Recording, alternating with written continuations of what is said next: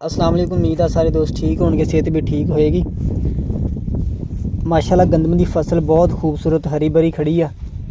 अगर देखा जाए तो जिन्नी सर्दी पैंदी पई आ हुण वाहवा दिनों बाद ही सूरज निकलिया वा हल्का फुल्का आ, तो ठंड इन्नी ठंड दे विच निकलण नूं बाहर दिल तां करदा नहीं, लेकिन गंदम वास्ते माशाल्लाह बहुत ही चंगी आ सर्दी जिहड़ी हैगी ना।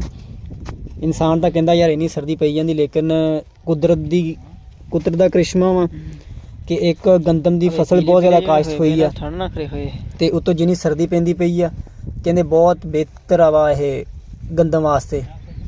अगर देखा जाए तकरीबन 15-20 दिन हो गए आ, ज़्यादा दिन ही हो गए आ सूरज नहीं निकलिया, तो ये जिन्नी सर्दी पैंदी पई वा बेहतर वा यह झाड़ जिहड़ा वा चंगा आ जाएगा, तो जिन्ना झाड़ ज़्यादा आएगा तो किसान वास्ते तो बेहतर आ।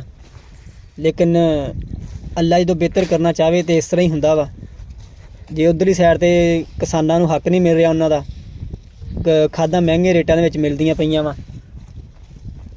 ते रब नूं शायद इधरों फसल ज़्यादा हो जाए तो उधरों कसर निकल जाए।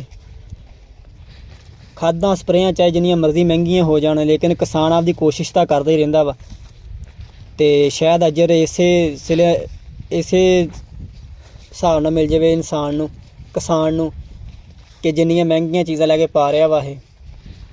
विचों गंदम अगर देखा जाए तो कुछ सड़ी जी महसूस हो रही पत्ते, शायद यह गंदम जी ज़्यादा सर्दी की वजह तो यह पत्ते सड़े हुए दे। पिछले जेह्ड़े 2-3 साल इस तरह के लगे जो गौरमेंट इमरान खान की सीगी, इस तरह के दिन लगे कि काश्तकार जिहड़े है किसान सी आपदे पैरों ते खड़े हो गए, क्योंकि फसलों के रेट ही इन्ने बन गए सीगे। ते जिहड़े किसान आड़तियां कोलों पैसे लै के फसल दवाइयां धार लै चक के कर्जा लैके फसल काश्त करते थे, पिछले 2-3 सालों के अपने पैरों से खड़े हो गए। माशाल्लाह उन्होंने आपदे पल्लियों यानी कि हर चीज़ लैके खरीद करके फसलां काश्त कीतियां। लेकिन आ साल पहला साल आ कि इस तरह का साल लग रहा वा कि जेह्ड़े चारां ने जोड़े भी पल्लियों दे नहीं लगता किसान ने। बाकी अल्लाह बेहतर जानदा। अस्सलाम वालेकुम।